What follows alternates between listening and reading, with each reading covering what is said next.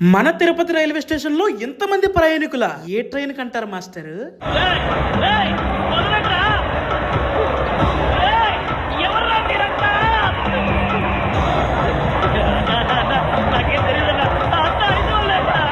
కొన్ని ట్రైన్స్ లో మనం ప్రయాణించడమే మన పని. ఎప్పుడు దిగుతామో, ఎక్కడ దిగుతామో, ఎంత సమయానికి దిగుతామో నాకు తెలీదమ్మా.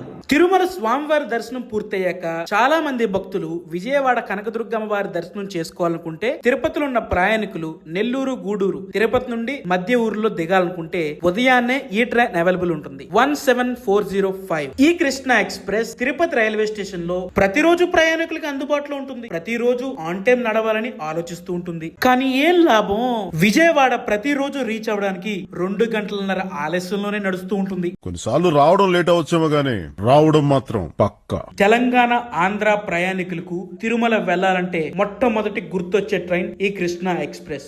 ఆ ఒక్క మాటతో లేచి 2 జేబుల్లో చేతులు పెట్టుకుని నడుచుకుంటూ వెళ్ళిపోతున్నాను. నేను ఎక్కడికి వెళ్తాను కూడా నాకు తెలియదు. మీకు కృష్ణ ఎక్స్ప్రెస్ పైన అభిప్రాయం ఏముందో కామెంట్ చేసేయండి.